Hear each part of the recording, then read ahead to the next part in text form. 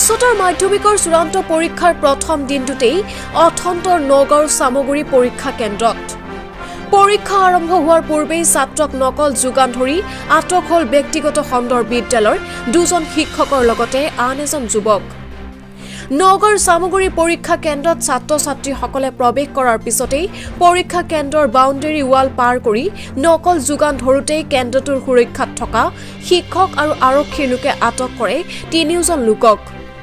আটক হোৱা শিক্ষক দুজন হৈছে নগাঁৱৰ খলিহামাৰী অধ্যয়ন একাডেমীৰ শিক্ষক জিয়াৰুল ইছলাম আৰু ইজাজুল ইছলাম, লগতে আটক হোৱা আনজন যুৱকৰ নাম হৈছে মেৰাজুল হক।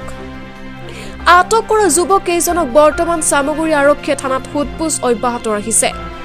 এই ঘটনাৰ লগত চামগুৰিৰ মুৱামাৰীৰ ৰমজান নামৰ আন এজন শিক্ষক জড়িত থকাৰ কথা স্বীকাৰ কৰে আটক কৰা লোককেইজনে।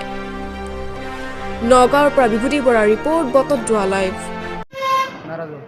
ঘৰ ক'ত? কি তোমালোকক কিয় ধৰিছে পুলিচে? পুলিচে কিয় ধৰিছে? এই ছাৰে হেল্প কৰিছে নকলৰ কাৰণে। সেইকাৰণে নকল কৰিছিলা মানে তোমাৰ নকল কৰা নাই। তুমি ছাত্ৰ লৈ আহিছিলা, ষ্টুডেণ্ট হৈছিলা? কি নাম ষ্টুডেণ্টৰ? ৰাজীৱৰ। কি তোমালোকে নকল দিছিলা? তুমি যোগান ধৰিছিলা, নকলৰ দোকান ধৰিছিলা? তাক দিয়া নাই, নহ'লে কাক দিছিলা? মানে তাৰ লগৰ দিছিলা? তুমি দিছিলা? দিছে পিছত ছাৰে হেল্প কৰি দিছে। কোন sir? Ramzan sir. Ramzan sir ঘৰ ক'ত? কোন স্কুলত? কোন স্কুলৰ? মামাৰী স্কুলত। মুৱামাৰী স্কুলত। মানে শিক্ষকে তোমালোকৰ ষ্টুডেণ্টক হেল্প কৰিছে নকল দিয়াত?